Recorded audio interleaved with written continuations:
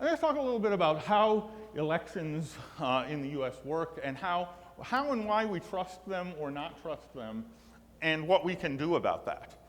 So I'm going to talk a little bit about both making elections more trustworthy, but also what we can do to make elections more trusted. And those are not the same. Those are not the same thing. And part of the reason that this is difficult is that there isn't a clear narrative. There isn't a clear answer to are our elections secure? And there are two realities, and you can't have an honest conversation about election security in the US without engaging with both of these two facts. And the first fact is there are indeed serious technical vulnerabilities in many parts of US election infrastructure that, if exploited, could, under some circumstances, result in altered election outcomes, at least in some jurisdictions in the US. And that is absolutely true, and you will see lots of ways, and we will be discussing lots of ways in which that is true, in which these vulnerabilities exist and are practical and exploitable under some conditions. And there's no running away from that. The second reality is that there is, in fact, no credible evidence that technical vulnerabilities have ever been used to actually alter a US election outcome. And that's also true. That's a fact we can't run away from. Now, what we tend to do is focus on whichever one of these support what we would like some previous election outcome to have been.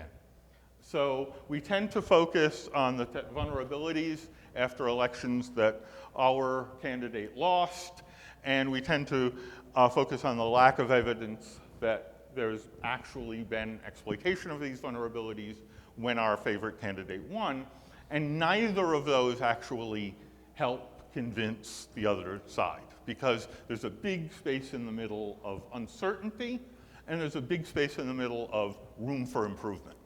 So how can we do better?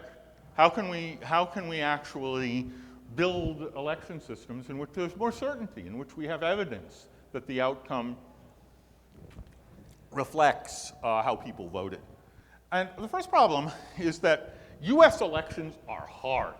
This is by far, I've been working in elections for about 30 years from a technical point of view. It is by far the hardest technical problem in computer science that I've ever encountered, bar none. It leaves everything else behind.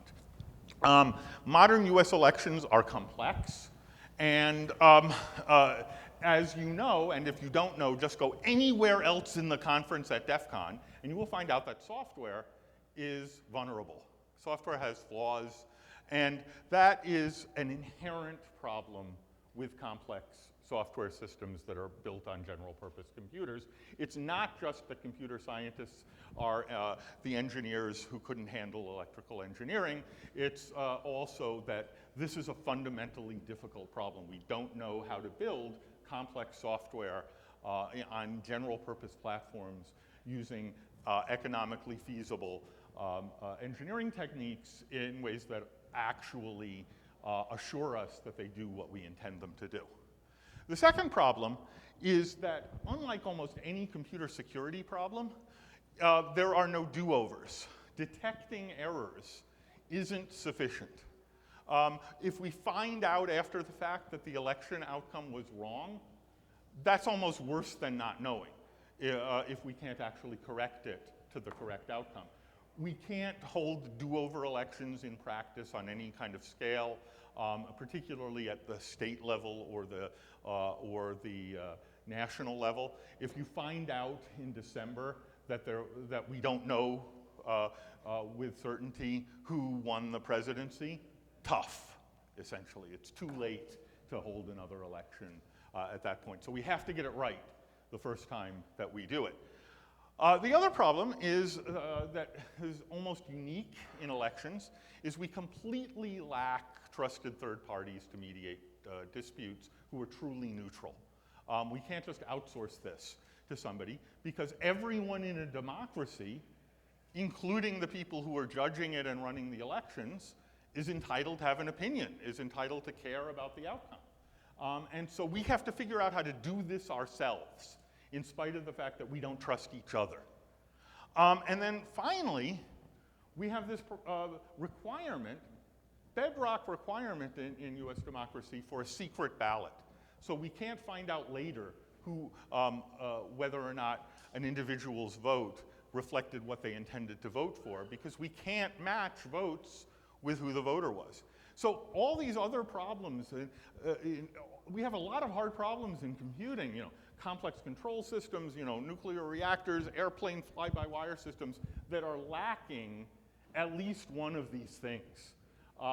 So voting just combines just about all of this.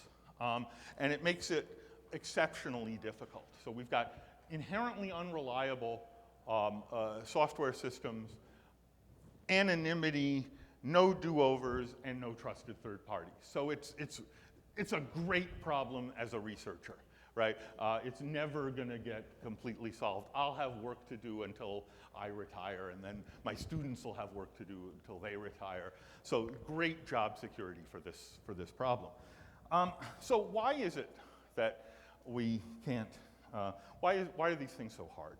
So the first part of this dilemma is that US elections are the most complicated in the world. We vote on more things. We have more things on our ballots than almost anyone else. We vote on more different things. Your neighbor may have a different ballot than you do because we have hyper-local races. We have multiple different styles of voting. We have plurality voting. We have ranked choice voting. We have pick K out of N voting. And many ballots combine all of these different things. And the effect is that automation has become essential to almost every facet of US elections. In other words, computing. Everything from the logistics of running an election, voter registration databases, ballot casting, ballot tallying, reporting of the results, election management in the election office, creating the ballots. All of those things depend very, very heavily on software systems. And computer automation is, in non-trivial systems, generally untrustworthy, and this is a fundamental problem of computer science, dating back to the theoretical foundation of computing before we even had computers. So this is both bad and worse. It's bad for certain systems, because flaws in things like voter registration and logistics and election management can result in chaos on election day. Right? People can't vote, there are huge lines, there's all sorts of chaos, and so on. But you have the advantage that you find that out when it's happening. If no one can vote, you know immediately that there are these huge lines and so forth. And that's bad when that happens. It can have a bad impact on our democracy. But even worse is that flaws in ballot casting and ballot tallying are potentially fatal. They can result in an election outcome where we don't actually know who won with certainty if the system is designed in a way that makes that unrecoverable, as many systems that have been deployed since the 2001 election have been designed in ways that can result in uncertainty about the outcome of the election. Now, fortunately, there's good news. So the bad news is flaws in unreliable automation can have bad consequences. But the good news is that recent work by computer scientists, including several who are in this room, has focused on this, and we've actually made terrific progress in figuring out how to conduct highly reliable elections using unreliable components. which is a neat trick in security. And so I am actually optimistic about this. And we've seen terrific progress. Elections are getting better in the US, where there is less uncertainty than ever. And that trend is going to continue with your help. So I'm going to focus on one problem, one very narrow technical problem, which is not the whole of election security, which is the outcome of the election correct? That is, does the tally reflect how the voters voted? And that seems like a very basic requirement for elections. It's not the only requirement in an election, but were the votes recorded correctly? Were the votes counted correctly? And let's see what that problem looks like and why it's an interesting problem and what we can do about it. Now, this sounds like counting things is what computers are very good at, right? This seems like the easiest task to give a computer, right? Somewhere there's a piece of software that says votes for candidate equals votes for candidate plus 1. And if it says plus 2, then you've got a problem. Or if Democrat plus 1, if Republican minus 1, or something like that, that would be a problem. But as long as you've got votes equals votes plus 1 for each individual candidate, this seems like really, really simple. But of course, this is surrounded by a lot of complexity, right? That line that's incrementing a vote counter for each candidate is surrounded by a lot of software that's potentially vulnerable and potentially wrong. And all of that has to be right in order for you to trust the outcome in an adversarial environment.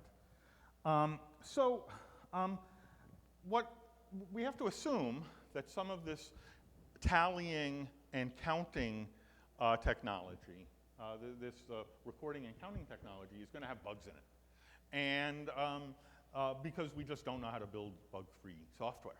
So some voting system architecture, some technology that's used for voting, it basically falls apart if the underlying software fails. There's a technology that got very popular after the Help America Vote Act was passed after the 2001 election, ask your parents, called DRE,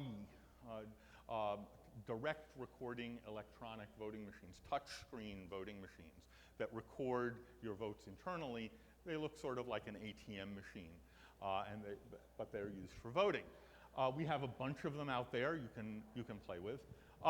They have the problem that ballots exist only in electronic form. Votes exist only in electronic form. You are depending on the software for both casting votes and for recording them and counting them. And if there's a flaw in any of that software, we actually have no idea who won the election, potentially, or if that software is tampered with maliciously. And so this is a type of software where we cannot tolerate flaws. If the software has to be perfect, or we can't trust the election outcome, potentially. And it's worse because it's in an environment in which people may be trying to tamper with it. And this is equipment that's put in uncontrolled places like precincts where we vote, where people can touch the machines. You get to touch the machine that's actually tallying your vote, and maybe you're tampering with the software that's in it. But there's other voting technology that we can use, and in fact that we are using, that allows highly trustworthy elections even when the software and hardware is hacked or controlled by an adversary. And this is achieved with a combination of a particular type of technology architecture as well as processes that audit elections after the fact. And there are two requirements that we need in order to be able to do this, which not all voting equipment has, but some does. The first is that there be a reliable artifact of the votes, like paper ballots that have been marked by the voter by hand.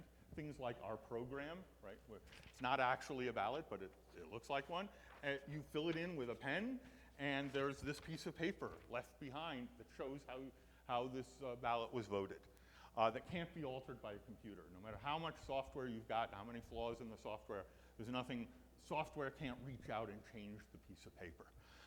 And then you need a process, a systematic, statistically rigorous post-election audit that compares the machine count with a sample of the ballots done in a specific way, and these are called risk-limiting audits.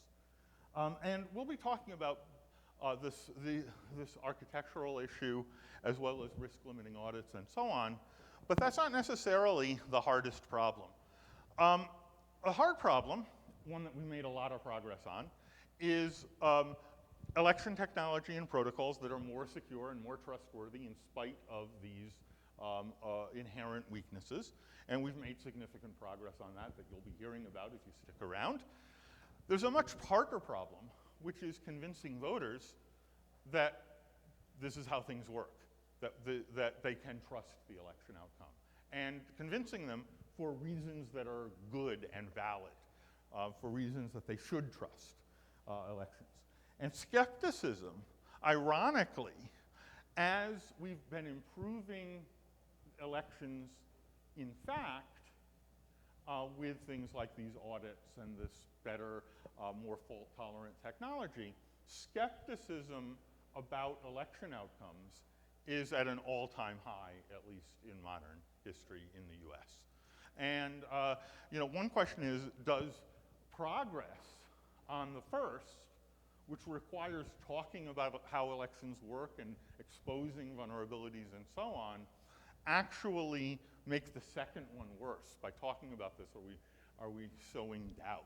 And that's a problem I think everybody working in this area struggles with. The stakes are pretty high. This is a few blocks from my house in Washington, D.C. They held a riot, people died. This was on January 6th, 2021. And the people there were absolutely convinced that an election was stolen from them by technical means. They used some of the things that were used to feed that fire were videos of the voting village here. One question is, how can we help people understand there's progress that's being made alongside the fact that there really are problems and we have to address them? And that is the hard part about democracy. So I'm a technologist, so I will say somebody smart will figure that out, I hope. You might remember, here's a picture. Anybody recognize this picture? What state was this picture taken in? Florida. Okay, so you've all seen this. This is great. Every time I show this to my students, I feel a little older. They were using a ballot type called a punch card ballot. This is an example of this. You put it in a little mechanical device. And you punch a hole through with a stylus through a template. The template shows you which hole corresponds to which candidate. You then take the card out and you stick it in the ballot box. The problem is that there was a flaw in the mechanical technology for punching the holes in these ballots, which is that if a lot of people turned out, it became physically harder to vote for the more popular candidate. Why? Because the little pieces of Chad, the little rectangles of cardboard, would build up in the marking device behind the more popular candidates because they've had more people punch the hole corresponding to them out. It eventually becomes harder to make the hole go all the way through. So sometimes you just dimple it, sometimes you create like a little flap. And the way these ballots are read is by a machine that casts a beam of light through each hole position and looks to see whether or not it can go through. So if the hole isn't actually punched out, or if it creates a little flap and that flap closes before it's put into the tallying device, then it will register no vote for a particular candidate. But the nice thing about this picture is that its meaning has actually turned around. In 2001, in 2000 through 2001, when the recount was happening, this picture was, look at those idiots in Florida with their primitive technology. They've had to get this guy with great eyes to look at each ballot and try to figure out who each people voted for. Boy, that's so primitive. And now we look at this picture and its meaning is turned around like 180 degrees. And I look at this and I say, look at the strength of this system. Something went wrong, and a human being can look at this ballot and say, okay, I'm learning a little more about what the intention of the voter was by examining this thing. And I can check the computer's work. I can see there's a dimple or a little flap in this position that the machine reader missed. And now we learn more about what was going on. But no one was thinking that in 2000.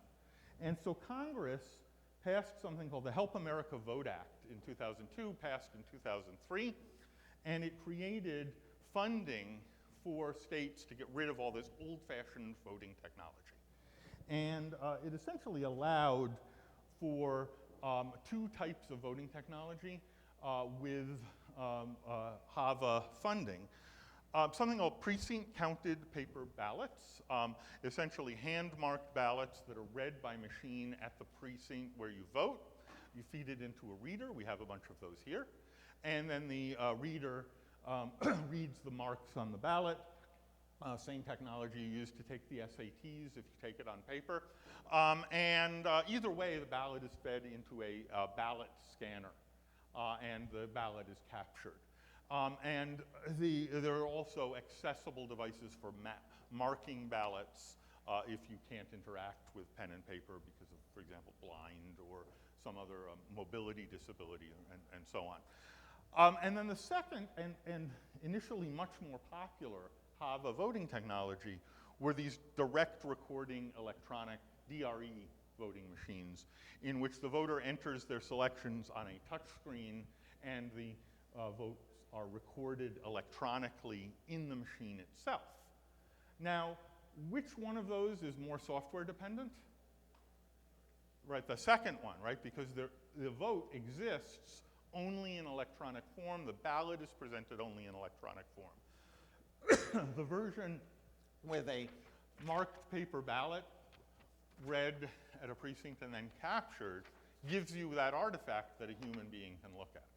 But essentially, not everybody went for this precinct-counted paper ballot technology. A lot of states adopted the much more modern-looking DRE voting machines. Here's an example of a DRE. This is an ES&S iVotronic, lowercase I, capital V. It's almost like an Apple product, but very much isn't.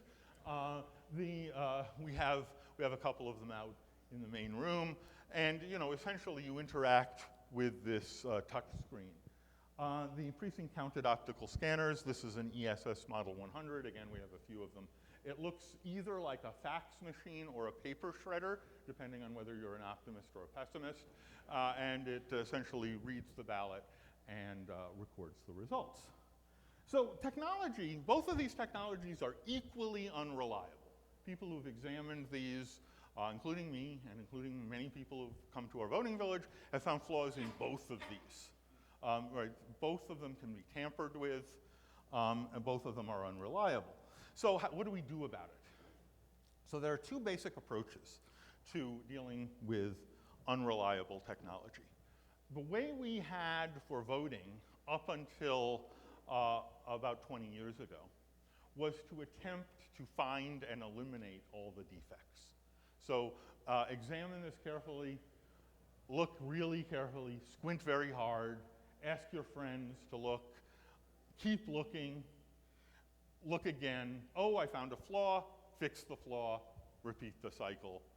The problem with that is you never know when you're done. All you can find, the only thing you can find is a new flaw. What you can't find is satisfactory evidence that no more flaws exist or that the machines haven't been tampered with. So we don't actually know how to eliminate all the flaws, but trying to do this was the best we had. And I participated in studies sponsored by people like Secretary Bowen from California, who you'll be hearing in our keynote later today, where they asked experts, looked at this, try to find as many flaws as you can so we can fix them, or if there's something that's really terrible, we can stop using it. And that's helpful, but it's not satisfying, right? We never find out when when we've actually can declare victory. The other problem is we don't know that we were using the equipment that was examined, right? Somebody might have replaced the software in it or something like that. The second is to use technology in ways that tolerate these inevitable flaws to still give us reliable outcomes in the presence of failure. Now, I made these slides up before I knew that they would both be here as speakers, so I'm going to very briefly speak for them. But we learned how to do this around 2007, 2008. The first was Ron Rivest, a theoretical computer scientist. He's an actual computer scientist. He works on theoretical computer science, who formalized a concept that he called software independence. And this is essentially a requirement for a voting system that you should be able to get the correct outcome independent of the correctness of the software that was used to tabulate or collect that outcome. And this seems like a very simple idea, but it was revolutionary. It's like everyone looked at this and said, okay, this is what we should be trying to do. What we've been trying to do of chasing down all the bugs is wrong. Cover your ears, Ron. This was, I don't want to embarrass you anymore, but this was mind-blowingly important to everyone working on voting because we got to switch gears and say, okay, this is what we should be chasing. Now, Ron didn't tell us precisely how to do it, but he gave us the requirements for doing it.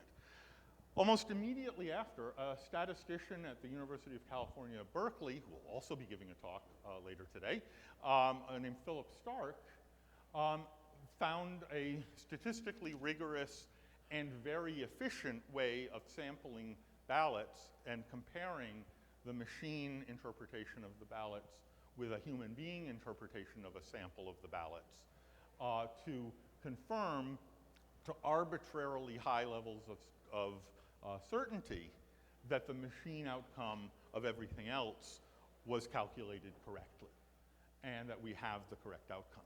So we learned almost immediately after Ron gave us this set of requirements, we figured out how to do it, and even better, we could do it with a type of voting technology that mostly existed. We just have to get rid of the DRE machines, which aren't compatible with this, and use the paper ballot machines and add some process on top of them. And this is an achievable problem. And it wasn't an achievable problem before that.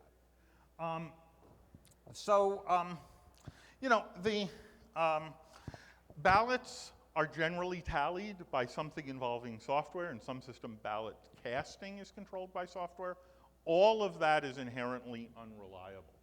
So one way of looking at what this problem is if you lost an election conducted with software, what might you do to cast doubt about whether you are in fact the legitimate winner even though you weren't declared to be that winner? Well, you might say the software had a bug, or you might say the software was tampered with. And what we need is something that allows us to have evidence that even if the software has flaws, the election outcome was still correct. And that's what we are thinking about elections today. Another way to think about it is, how would you defend an election if you were an election official and someone claims all the stuff was rigged, all that hardware was rigged? Risk-limiting audits and software independence essentially give you the tools to defend an election or to find out that, in fact, oh, the election outcome was tabulated incorrectly. Here's the correct winner. The main takeaways here are there are real vulnerabilities in US election infrastructure, and we've been very fortunate so far that insofar as we know, they haven't yet been widely exploited to the point of actually altering election outcomes. But the threat, and also we've learned that the threat is not just the traditional threat in US elections, which is corrupt candidates, officials trying to sell votes. You want to be dog catcher, pay this bribe and we'll set you up. but actually state actors, foreign state actors who want to influence US election outcomes for obvious reasons. So we have to be robust against not just somebody who's trying to steal the election for themselves, but a foreign intelligence agency. This is effectively a military level threat. Elections are run by counties in almost all of the US. This is effectively equivalent to asking the county sheriff to defend against foreign military invasions. The county IT officer is trying to defend against the FSB or the GRU. That's not a particularly fair fight. It's not one that they're going to win. We have to assume they'll lose it and make our elections robust anyway. There are reasons for optimism. We have new techniques and new approaches, and DRE machines are actually becoming obsolete and starting to disappear. And that is terrific news, right? I mean, I feel so much better about US elections every year. I've been working in a field in which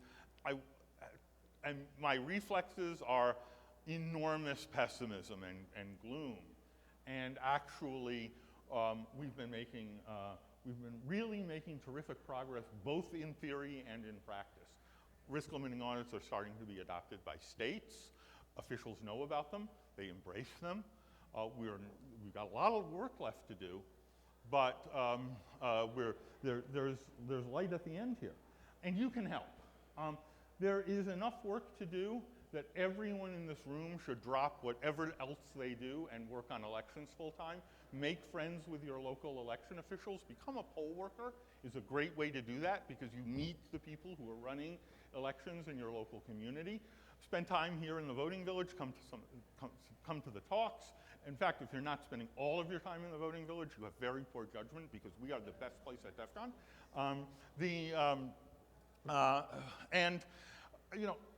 Try to help get some of this progress put into practice, in your local community. All right, so we have a terrific program coming up. Our first real talk, this was just the warm-up. Our first real talk is going to be a small panel at 11 o'clock on the importance of state certification programs in election technology, and it will move on from there. So please stick around.